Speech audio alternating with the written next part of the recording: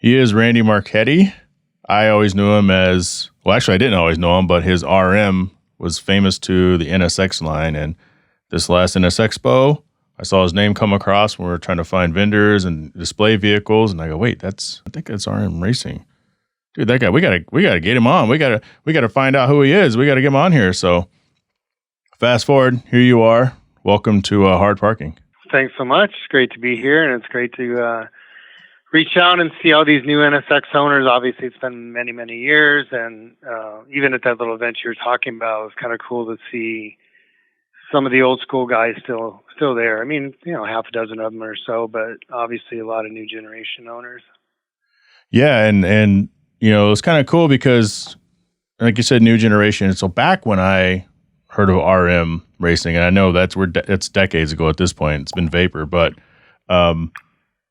all we saw was online NSX Prime, and people would upload videos in the 2-color car, which was really cool. I think I saw a video of an RM Racing NSX kind of spinning out on a cruise or something, but it was just, we didn't have access to things like we have access now. So it was like almost like this next level fantasy type of deal. It's like, oh, one day, when I can afford this car, I'm going to get RM Racing this and an RM Racing that and do everything that they're doing, and then, fast forward, I actually had an RM Racing intake on my NSX. Yeah, I mean, you think how long ago that was. It was such an infancy. There was there was internet, but today you can chase down every clip and nut and bolt and part, but it just wasn't that way. Yeah. And there were so few parts being made, and there was myself, which started in 1991. I mean, in my house when I bought my first NSX, and there was Comtech. That was it. Yep, that was just, there wasn't anybody else. The next person that came into play was DC Sports, which I don't know if you've heard of them. But yeah. DC Sport built a really great quality header and exhaust. And that's it. There wasn't anything else. I mean, everybody came years and years later. So it was pretty different time to be able to market. You couldn't do much as far as internet. Everything was done through actually an NSX newsletter that used to go out. But times have definitely changed, and today's a whole different ballgame. Yeah, for me, when I hear DC Sports, I automatically go to like the Civics and the Integras because that's where I was at the time. Again, just all NSX stuff was just so next level, and it's just the thing that people who didn't have one dreamt about one day owning. But what have you been doing since? Because I know that at NS Expo you showed your beautiful restored car, and you're working on another car. But what was life like? How long have you been doing something else? Like who is Randy? Well, it's a long doing something else. I mean, the NSX, like I said, RM Racing started in 91. I bought my first red NSX. Didn't know anything about it. Started tearing it apart. Started kind of designing parts for it out of my house, which turned into the business it did. And then I bought the 92 white NSX, which is the one I had at NS Expo. The red NSX I sold off, which is funny because on NSX Prime on Facebook, the dude who owns my original red NSX saw me in a post and says, "Hey, I've got your old car." So my 91 is still in the group. It's out there somewhere. It's in California. I started with that 92 white one. That really launched the business where we grew and started really making parts seriously. And, I'm kind of going to jump pretty quick, but in 2004 is when we sold the company. And that was kind of my end of it. In 2000, we switched to the Ferrari Challenge series. So the NSX kind of went away. I mean, it had been 10 years of messing with it. Now, by this point, there's many other companies building parts, and to be honest, companies just knocking off the parts that we designed and blowing them out on the internet. So we just stopped dealing with the NSX and moved on to that Ferrari Challenge. And then I ended up selling the company in 2004. The car you mentioned at Expo is my original 92. I sold it with the company, and it had 3 owners, but all 3 owners were friends of mine people I knew very well, and I knew where the car was sitting for Sure. all these years. The girl who owned it didn't drive it for 12 years. It sat, and Oh, wow. a really good friend of mine, Hugh Hernandez, he helped me. He's the one that actually went over and purchased the car from her. Got helped by getting me involved into the build, and then the two of us took on this momentous build that ended up to be, $250,000 invested into that old car in a year and a half of time. But it really came out to be a beautiful car, and it's just it was neat to restore that car into a modern version of it. Still had some throwback RM Racing parts on it, but bring it into kind of a today's build. So I was really glad everybody got to see it at Expo, and it's a car that obviously will never be sold, and it was going to be just kept as a treasure. So it cost about $250,000 to bring that thing back to it's beautiful, because you didn't just bring it back to like stock. You did everything to make it look like it just came off of a factory. It was like an OEM plus build. Yeah. Have you seen the River NSX that Helix Auto Works pulled out and they're restoring? They're going to be in for it then, huh? It sounds like it. Oh yeah. The car was a nice car to start. It was just old, it's 30 years old. But when I had it back then, it was it was an iconic car, going to all the early NS Expos, going to all the track events, doing all the, local track events. That's what that car was. It was my flagship for the company. But yeah, when we started building it and knowing that I was going to replace, and literally when I say every single rubber molding on the car, every plastic fastener, I had no idea what it was going to be to get all that stuff. And, thanks to Honda, still making parts, it took us a year to get everything, but with them still producing most everything, Mita was actually a really big help too. They did a great job helping us source a lot of stuff, and American Honda. I actually still know my contact at American Honda is still there. That's amazing, so actually. He helped in the beginning, and then parts that they would get stuck with, I'd reach out to Mita, and he grabbed everything for us. So it was an adventure, and I'm doing it again. I'm building this '92 red one right now, and just going right back through the same thing. Not quite as, it's not going to be like the white one. We're not spending $250,000 on it, but I'm restoring it to be a perfectly new car. So again, having to replace all the rubber and all the clips, and what 30 years of age does to plastic and rubber. When you hear that, and I don't know, because you're I guess you're kind of back into it, but you had to have taken a couple decades off. I mean, even, I sold my car a year and a half ago, and I don't even keep up with it. And I find myself not even really keeping up with 91 to 05 NSX stuff, period, which I wouldn't guess that I would have been like that. So I would imagine, but I'm still in the new one. But for you to be so detached, what was it like kind of coming back into the fold? Because the culture, everything around us, not just the car, but just the world is so different. Yeah, it's true. And detached. I definitely detached. I sold the company. I still have my Ferrari from the company. I still do every single piece of work on that car, from every spec of maintenance all through all the custom stuff. So I still tinker, and I've built half a dozen cars in this time period too. Mercedes, SRTs, a Jaguar. I build cars for fun and still do it as a hobby. But yes, the NSX comes back in your life, and it was a flashback. One thing, a lot of people are still there that were there 30 years ago.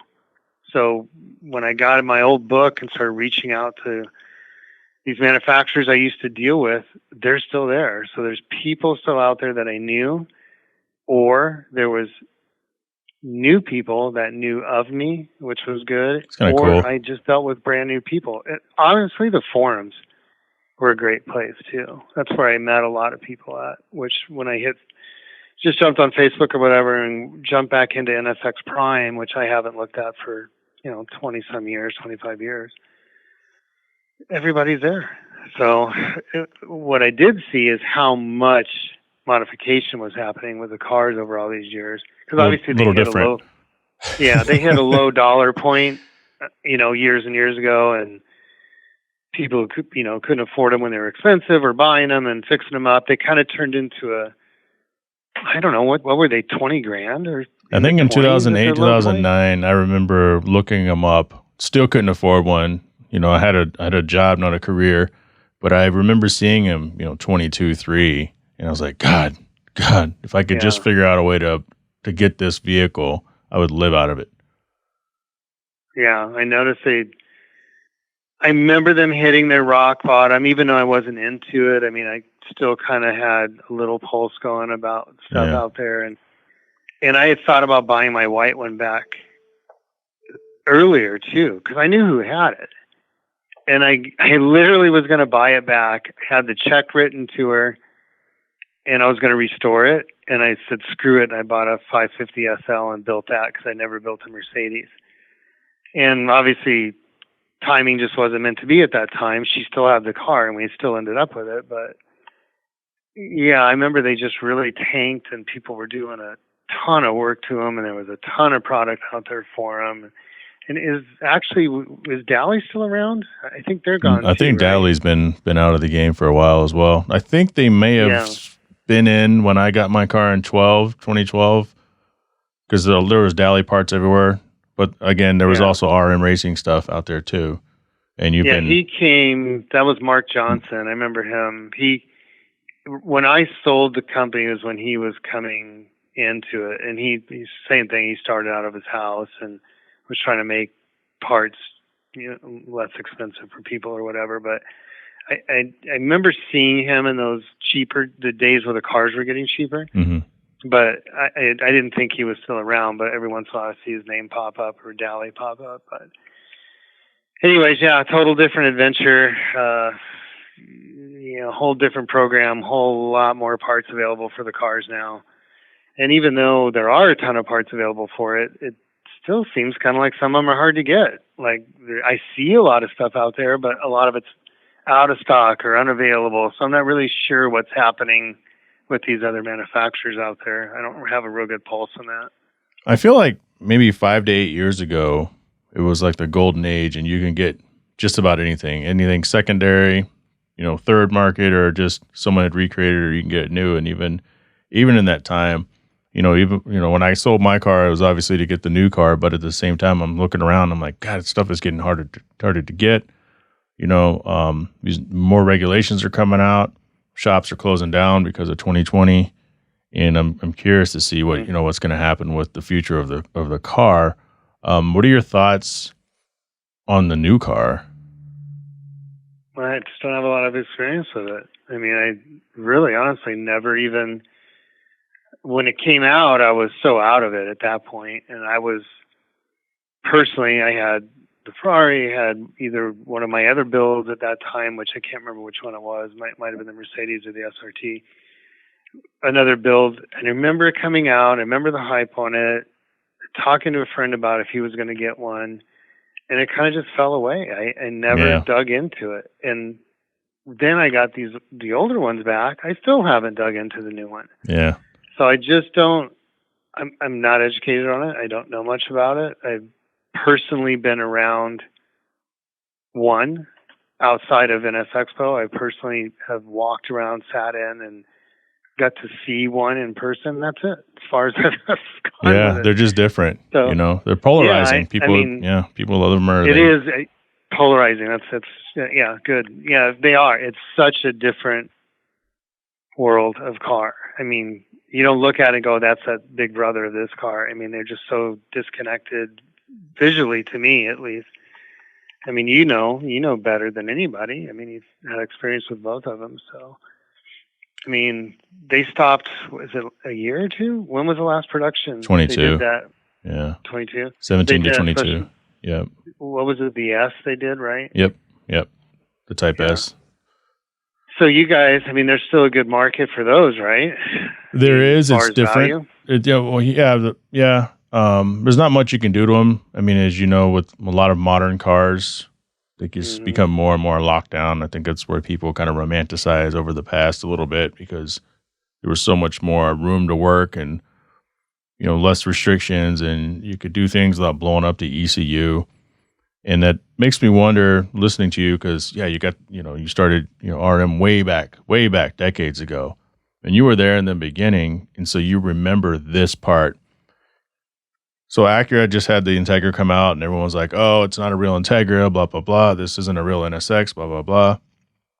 But a lot of the people talking are in their 20s and their 30s, and so they were in grade school, if even not even born, back when the first cars were going through those things. And Hmm. one of the observations, based on research, because I was in high school when the first car came out, is, I don't remember the NSX being, I mean, people loved it, but I feel like it may have gotten looked at kind of sideways just as much as the new car when the new car came out. And eventually people started appreciating it more until I guess Honda and Acura stopped improving the vehicle. Sales tanked and the vehicle went away. But what do you remember of those early days and the hype around the car?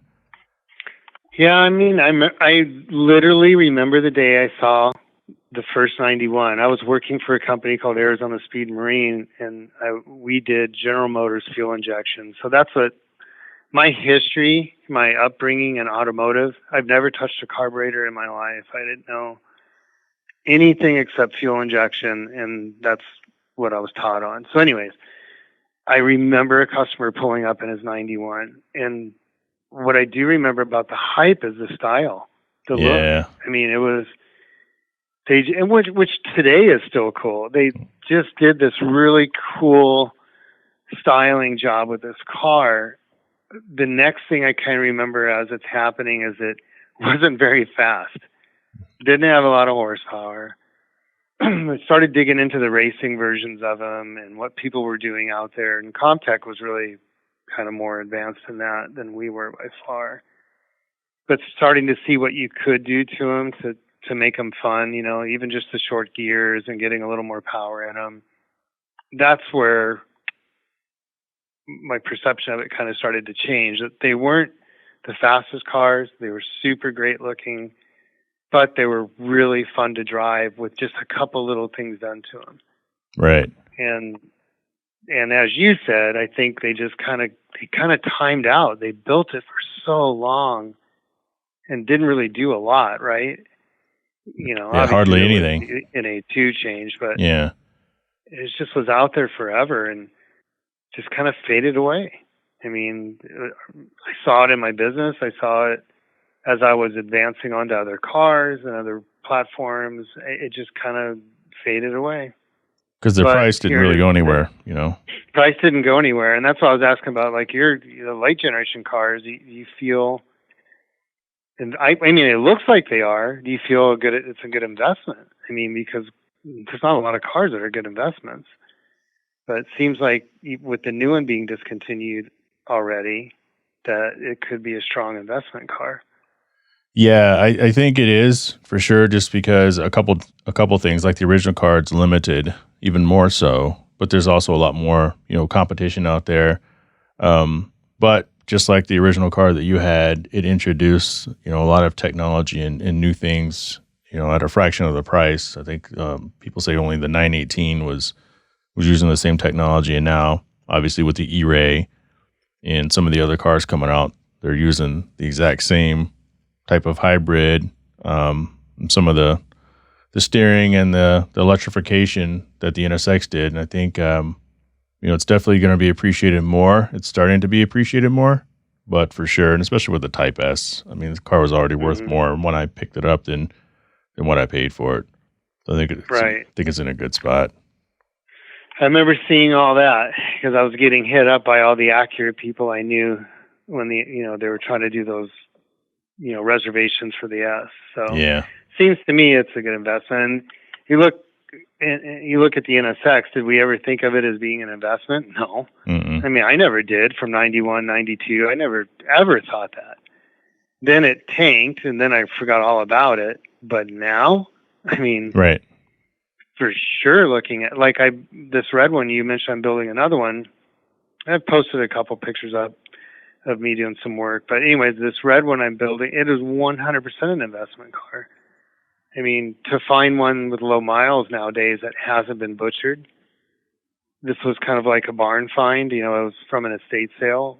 Nice. And luckily, again, Hugh bought the whole selection of cars in this estate sale. He kept a 92 Lamborghini Diablo that we fixed up, and I ended up with the 92 NSX, 37,000 mile NSX. Wow. And so now I'm looking at it as a whole different ballgame. Now I'm looking at it as an investment, and I'm literally just going to sit on it. You know, it's a great car to have. I don't know how many are left out there like this, low miles and not completely butchered. I saw, wasn't there one that just sold for like 138 grand on Bring a Trailer? I think so. The market is so weird on the cars, you know? Yeah, and then I see them in 60, 70. Yep. I can't figure it out. But I would have to assume a low mile, original or near original, in perfect shape has to have value. Yeah, and it's people that are, you know, they're selling, they've been sitting on it, it belonged to the nephew or the son or the dad or the wife. And, you know, we had talked about how the prices went down. I got mine in 2012 for 42 for the NA2, which is pretty good. Prices started going up again. And I think everybody got them like I did, but now you can't get them again because they're just so expensive. And so I think that's also kind of affecting the market on these things. So I decided to have some fun and looked up on NSX Prime RM Racing. And there's a post here. This is back from 2008. Is RM still around? Da, da, da, da. And as I scroll down, I talk about, it seems like by then you've been out. Do you do some Corvette stuff, or are they misquoting that? No, so when the NSX started kind of dying off and RM Racing grew, so RM Racing started with the NSX as the only thing we did, period. There was myself, I had an NSX, two NSX techs, actual Acura trained techs that came with me, and my wife and one other employee. So it was a small company. It was just the NSX.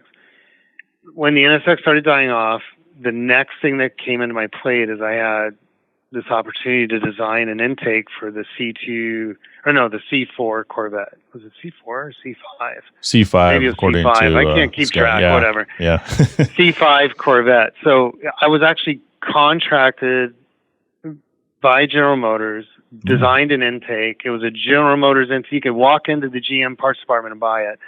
So for RM Racing, this small company, it was a huge deal. And it kind of changed the direction of the company, which I now was making C5 parts and getting write-ups in Motor Trend and this and that and the other. So we built some C5 parts. The C5 parts led us into the next step, which was the 360 was released in 2000. I bought a 360 in 2000, tore it apart, and started designing all the parts for the 360 and the Challenge cars. So that's where we got into the Ferrari stuff. And then right at that 4 years after that's when I sold the company in 2004. So yeah, so whatever you dug up there, 2008, that's 4 years after I was no longer there, I sold it. The company ran for a while still, but they got rid of the NSX stuff first because it was the slowest moving, and they can't make any money off it. No, the NSX, the Ferrari went away. I designed an air intake during that time that we manufactured, and hold on just a second, and that was called Air Raid. I'm not sure if you're familiar with Air Raid, and then Air Raid was bought by a company called K&N. Oh, okay. So yeah, I had my hands were in a few different things, and the NSX was just kind of in the background at that time. Billy Boat, you know what that is? From what I've read. Yeah, Billy Boat. Yeah. So he is so B&B Performance Exhaust, which built tons of exhausts. That's who we contracted to build our DTM exhaust. Okay. The RM Racing exhaust, It was only available from RM Racing, of course, until I sold the company and Sure. relinquished our exclusivity. But he was the manufacturer of it. He's here in Glendale. We're in Scottsdale, so I was able to go over there. I did all the R&D on my personal car, is the car that was used for it, and that was where our DTM exhaust came from, which I still see a few of them out there popping up on the forums every once in a while, like on people's cars. But it was for its day, there was DC Sports, there was Comtech, Right. there was mine, and then there was some JDM stuff, some Japanese stuff Right. that was out there, HKS. Can't really think of who else had an exhaust. I'm sure there was one or two more, but anyways, yeah, that's who Billy Boat is. Are they? I don't think they're still around anymore. Yeah, I don't know. This is a response back in 2008. So what I'm going to do is when we get done, I'm going to be the next response in there and say, hey guys, you're going to hear about some of this stuff coming up pretty soon. That'll be kind of fun. That's cool. Yeah, that's cool. Talk about what are you doing now? Your Moray. How do you say Vapa More? Vapa More. Yeah, so the car thing, obviously I got out of it long ago. Still right. Building my own projects, doing everything for myself, helping friends out. My friend Hugh is somebody he's a car nut, has some great cars, and helped him build some cars I would have never worked on in my life. And so that's all been in the background over the years. And then a friend of mine was importing these steamers, these steam machines that are used in residential, commercial cleaning, and also for like automotive detail. He was importing them from Italy, and he knew I had designed parts. And just make this a quick story, long story short kind of deal. He came to me asking me for help. I designed a machine, produced 300 of them. Lo and behold, 15 years later, we have 8 models, and we're the largest steamer manufacturer in the U.S. right now. So it's just a silly thing that turned into a business. And our machines are yellow, and if you look at they're all based off my original Ferrari 360. That's the same color, awesome. Yellow. It's the same style. I kind of styled it after that. So that's what we do. We manufacture these steamers. They're super heavy in the automotive industry, really heavy in automotive detailing, but also in mechanical. Like there's shops near us. There's I don't know if you know a company named Otto, which is here in Scottsdale. They do the storage. It's a storage facility for high-end and exotics, but they use our machines for detailing, but they also use them for OTTO, Auto. Yeah, OTTO, yeah, Auto, Yep. They're literally, their service center for their Porsche club cars, their race cars, is the building next to me.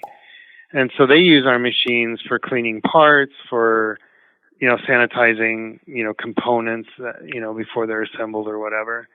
So these are machines that are used in all kinds of industries, but also in the car industry. And a machine I used on that white NSX and the NSX I'm doing right now, I use it all over the car for detailing and for cleaning and, basically removing anything you can with steam, high, 300-degree steam with pressure. So it sounds like you're doing all right. That was a good friend said, "Hey man, you want to help me out?" Sure. Yeah. Well, everything happens for a reason. It was kind of one of those things. And that's where my car background came back into play. And it's funny because inside the machines are fittings from Goodrich, which Goodrich makes the brake lines we used to sell. I called Goodrich, so it's weird. Crazy. It's not just that one part, but there's 2 or 3 components in the machine that are totally from the car industry that I knew 30 years ago. TechFlex, which is a hose covering. I don't know if you know who they are. They're in our machines. So yeah, it all comes full circle a little bit here. Randy, where can we find that? I'm sitting here trying to type it in, and I was just going off of the. How do we spell that? Well, it's pronounced Vapamore, which is the love of steam in Italian. And so if you say it in English, like how the word looks, it's Vapamore. So Vapamore. So Vapamore. I was close, man. Yeah, Vapamore is how. Oh yeah, you're right. Little yellow things. I've seen those. Yeah. So, yeah.